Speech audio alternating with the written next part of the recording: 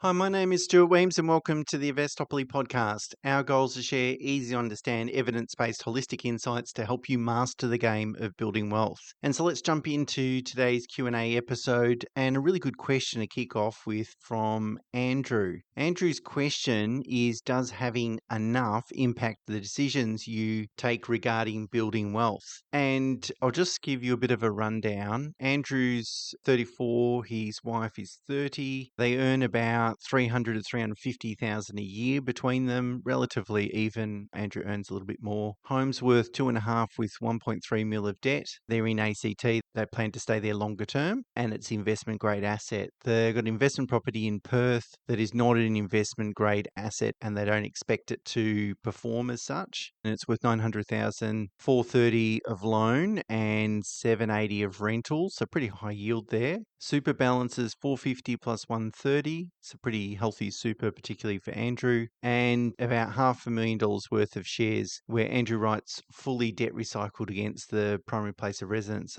I'm just assuming here that that means that those shares are funded through borrowing. So I just wonder if the home loan is 1.3 or whether the home loan is actually 800 plus the 500 for the shares. Anyway, neither here nor there. Anyway, Andrew says, well, the spreadsheet tells us that the best approach would be to sell the WA investment property, maybe use some shares and go and buy an investment property in Victoria for 1.3 to 1.5. No doubt this will return a nice gain over the period of time, but it comes with a sizable cash flow cost in terms of holding costs. Instead of selling the investment property and repurchasing another, replacing it with another investment property, we could borrow 300,000 against the primary residence and then put that into an internally geared ETF like GHHF, which is a Beta Shares Diversified Internally Gear Fund, providing us approximately $500,000 of exposure to globally diversified shares. We'd still be building wealth, but not at the cash flow cost and potential financial strain if we have children. What are your thoughts? It's a really great question. I think the question, if I sort of reframe the question, how aggressive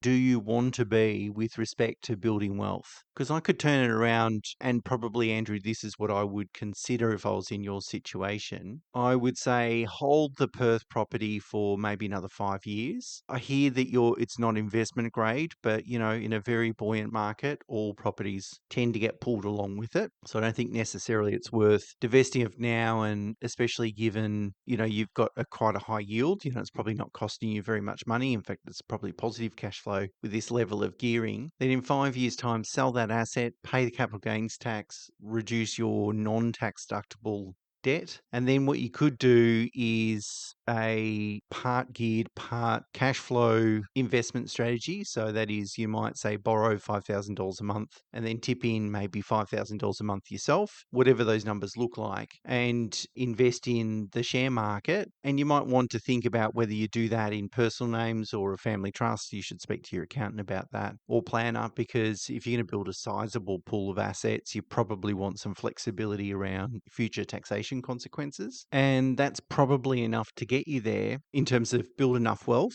as well as with super and, paying down the home loan debt and doing all those sorts of things. I wouldn't go and put a whole bunch of money in GHHF at this stage because its markets are at all-time highs. And so gearing into a market when they're at all-time highs, I mean, if you look over a 20-year period, it's probably not a big deal. And if you take a very long-term approach, but I just don't think it makes sense, right? I think I'd be more conservative when markets are at all-time highs and more aggressive after or during a significant share market correction. So what is the right answer in it? Well, there's no right answer here, I don't think. I like to think about as a core strategy and then a satellite strategy. So a core strategy should be around what is the lowest risk investment strategy that I can employ. So take as much risk out of it as possible, but not to the extent that you underperform and don't hit your goals. What do I need to do? What's the minimum I need to do to hit my goals in terms of risk?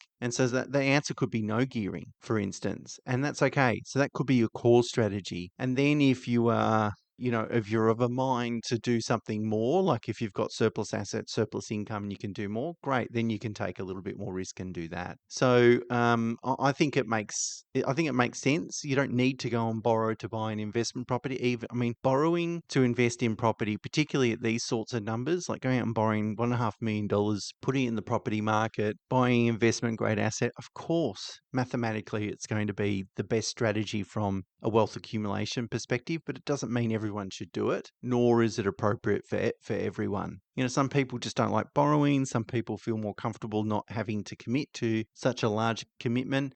The flip side to that is some people, it's good. It forces a bit of forced savings mechanism because it forces them to squirrel away that money into holding costs into an asset that's going to compound into the future. Now, what would I do if you're my client? Well, you're 34 and your wife's 30, still very young. You don't want to necessarily get to, say, 50 in 20 years' time, 15, 20 years' time and go, gee, I sort of missed the boat. I should have bought a property, 15 years ago. I mean, ask anyone today whether they should have bought a property 15 years ago in some locations, maybe not Melbourne, but in some locations they go, yeah, I should have bought 3. So you don't want to live with necessarily that regret. I mean, regret's not the right word, but you don't want to look back and say you missed the boat. So I think, but it also then depends on, what sort of flexibility do you want in the future? How long will you or your wife take off for maternity and paternity leave? And what does that look like? If, it's 6 months off and then you're both back at work full time, well, then I think we'd go and buy an investment property. But if you wanted the flexibility to say, well, one of you will be out of the workforce over the next 5 years while the kids are young and they're not school age yet, well, then you want to have a little bit more flexibility. Perhaps gearing to your eyeballs isn't the right approach. So I just spent a bit of time exploring that with you. And if I had a strategy that didn't involve substantial levels of gearing that still worked, to my mind, what's wrong with that strategy? It feels right to me. So thanks, Andrew. Long-winded answer to your question, but I just wanted to sort of pull it apart a little bit for,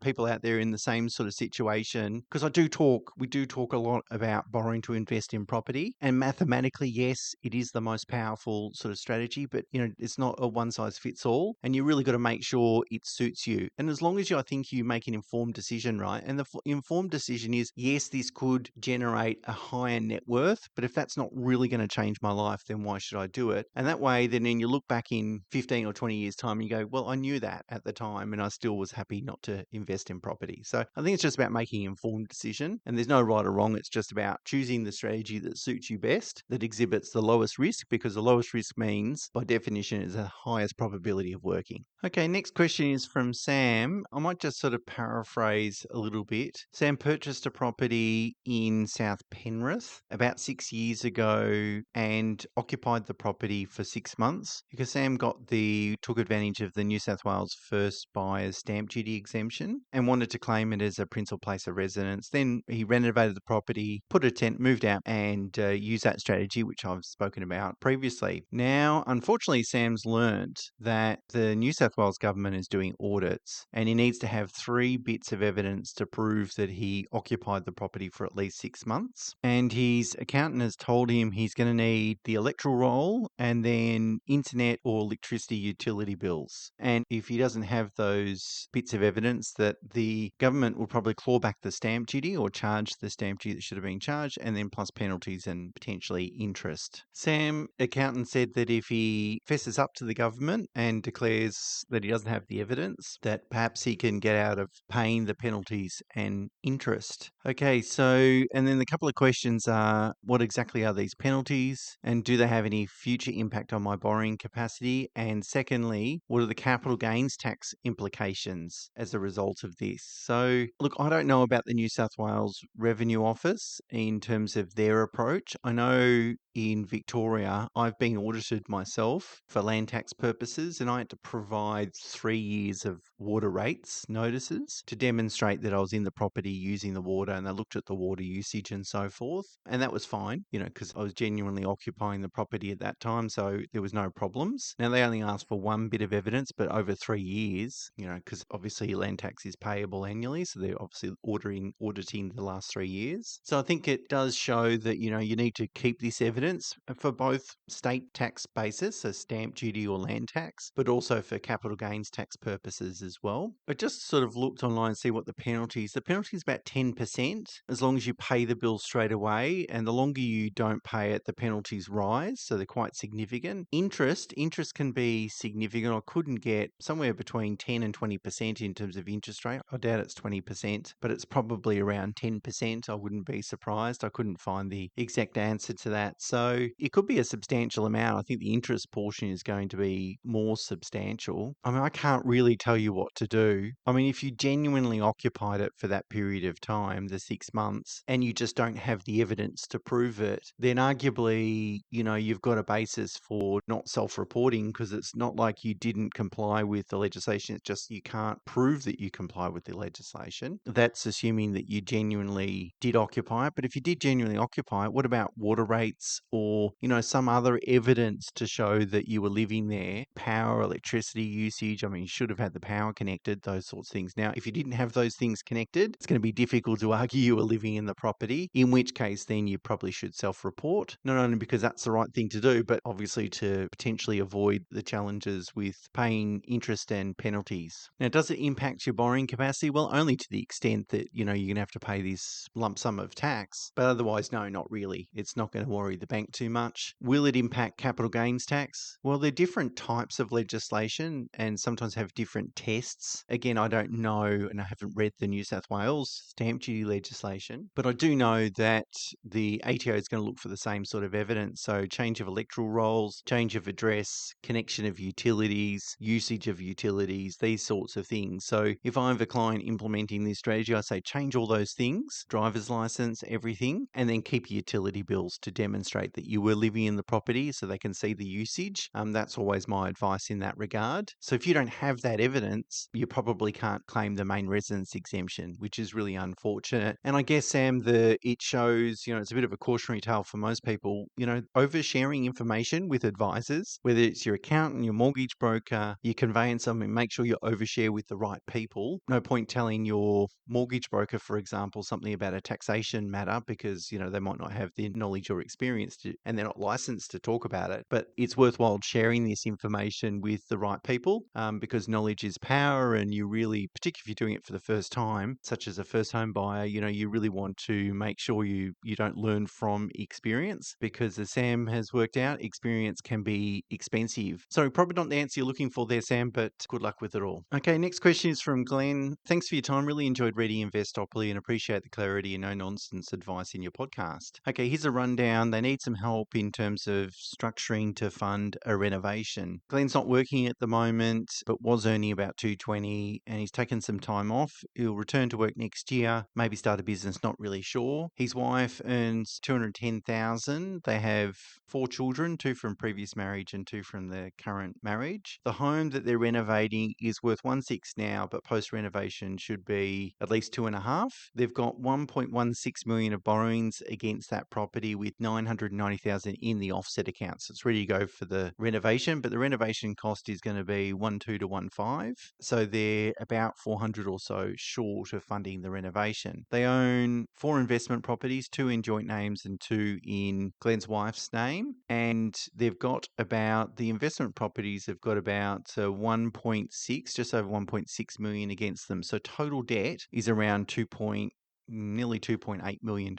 And they're currently just living off the wife's income of 210. So way more than 10 times income. And so they're considering what to do for the, construction loans, probably not viable because he's not working at the moment. Equity release, so borrowing against the properties that are just in the wife's name. Although she's party to the mortgage of the joint properties, that's not going to work either from borrowing capacity perspective. Or sell some investment properties, particularly while Glenn's not working this year, and I might say save a bit of capital gains tax. So firstly, let me tell you, over the last 23 years, there's a couple of things that you need to know. From my experience over the last 23 years, the renovation is going to take longer than you expect, and the renovation is going to cost more than you expect. Almost guaranteed. I can't really remember any time in the last 20 odd years where that hasn't been the case. Sometimes you get lucky and the cost of the reno comes in on what people expect, but more often than not, it runs over. I've seen some horrible situations, really stressful, difficult situations where people run out of money halfway through a renovation or towards the end of a renovation. And it makes it really difficult because you've got a property that's not yet completed, so no one can use it as security. So you can't refinance or anything like that. Strains your relationship with your builder. You want to get it finished and done, but the builder doesn't want to do it because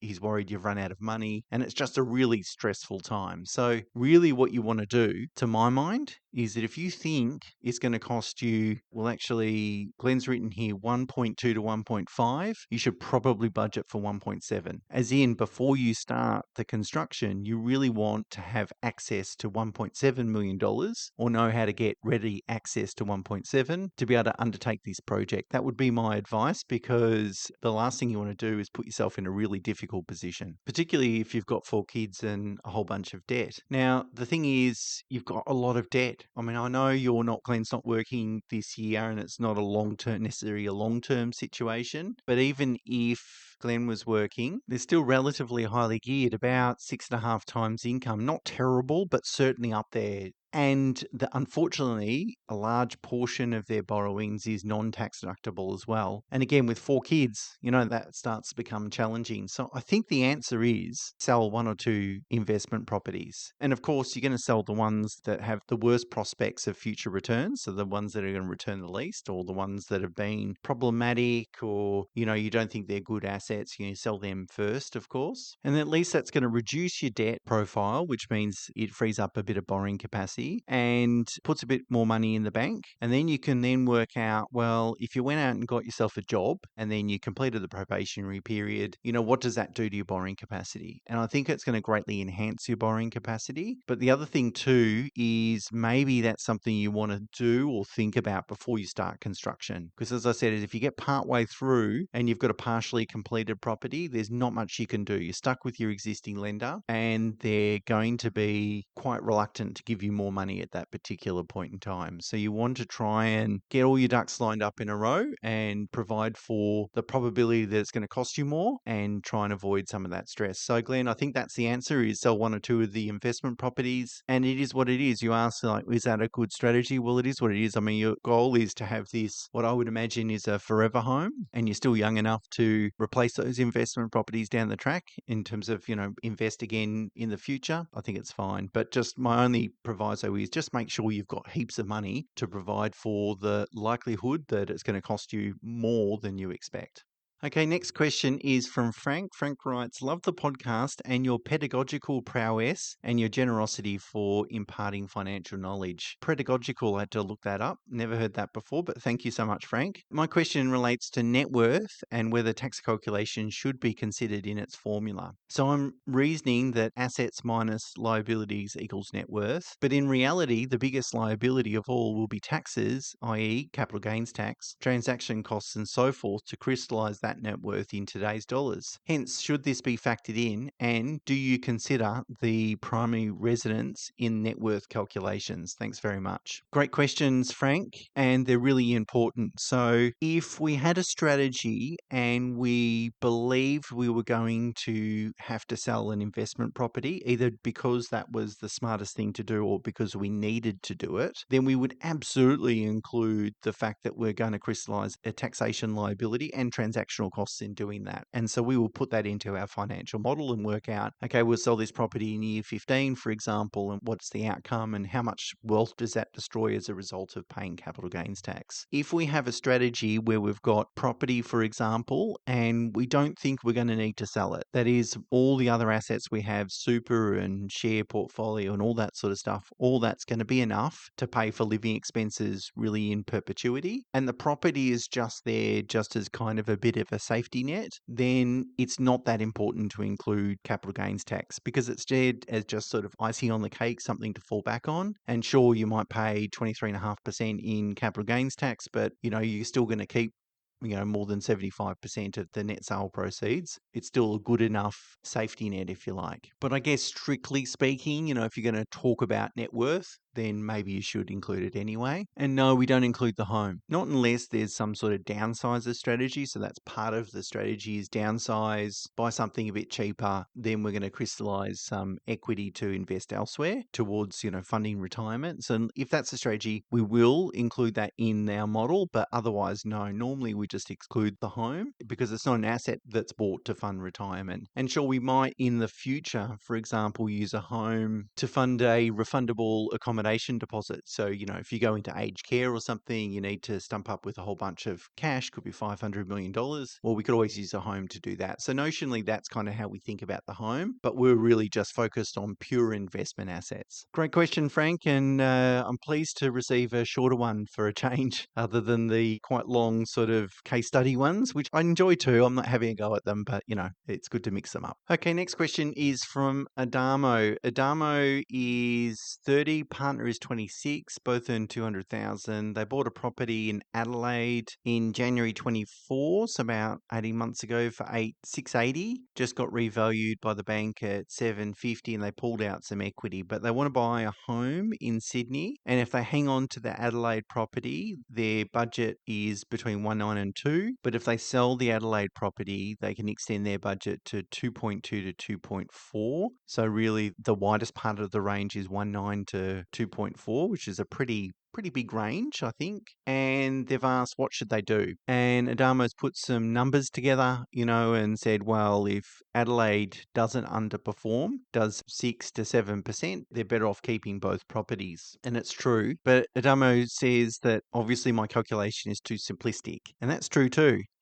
And this is a really interesting scenario because properties are part science and it's really, you can put the numbers together and that's true. That's what it's going to tell you. But, part of it is a little bit of experience as well, or maybe, 50% of it is experience as well. I mean, the things that I would think about is that, the issue is Adelaide over the last 10 years has done really well. So you'd have to expect that the growth over the next 10 years isn't going to be as good. Sydney's the best performing market in Australia over very long periods of time, and geographically there's good reasons for that, plus also population growth and geographical constraints. Adamo's looking in some pretty decent areas like Hart, Annandale, Marrickville, so forth. So, and if he buys well, there's going to be some really good capital growth over the next 10 or 20 years in that situation. So to really work that out, you need to do some research and you really need to know what is 1.9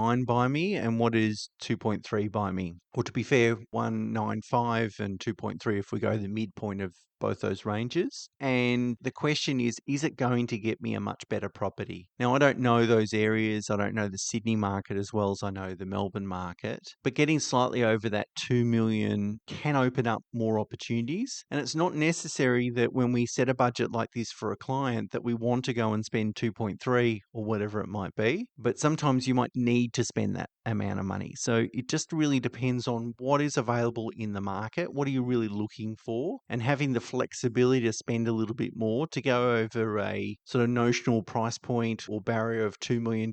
Sometimes in people's minds, that's a bit of a barrier too. And so if you can get yourself on the other side of that barrier, that can be kind of helpful. But what you need to do is put some evidence around it. So what I think I would do if I was in your shoes, Adamo, is go and speak to some really good buyer's agents and ask them, what do they think? Do they think, do these price ranges that you've got, these two price scenarios, is there a significant difference there? And what does it buy you? And highlight the differences. Ask them to highlight the differences. So what have you bought, for example, that's sub 2, that high ones? And what does that look like? What have you bought that's sort of 2.3, 2.4? And what does that look like? And I think you can then go and have a look at the past growth of those properties and the attributes of those properties. And you're not going to build a very big data set because you might only have a handful of properties to sort of compare, but it'll start, and again, that just pure financial analysis on just those handful of properties isn't going to give you necessary compelling information to make a great decision, but it'll start to build a bit of a picture. I think if I did this comparison, I would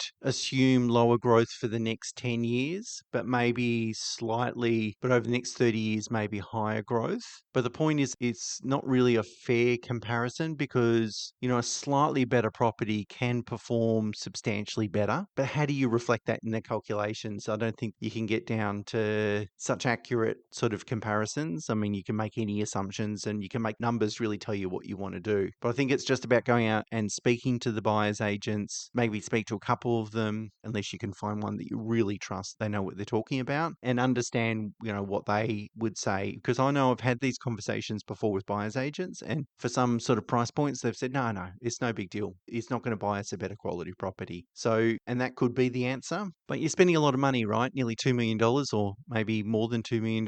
You just want to make the right decision. And you're going to live with that decision for some time because you are very young, 30 and 26, that's very young. And I think it's worth, not compromising. So good luck with it, Adamo. Hopefully that I didn't really give you an answer, by the way, because I don't really know, but hopefully I've given you a bit of some direction on how to find the answer to that question. All right, I might leave it there for today.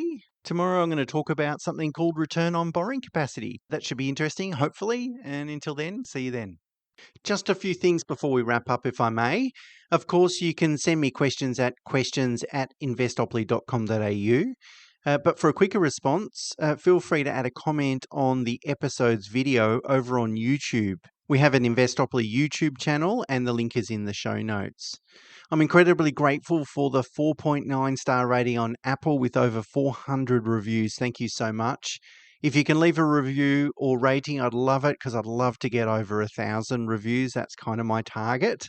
Keep checking the show notes for free downloads, and I include book discounts there as well.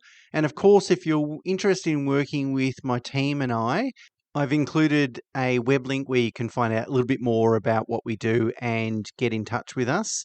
And of course, until next time, bye for now.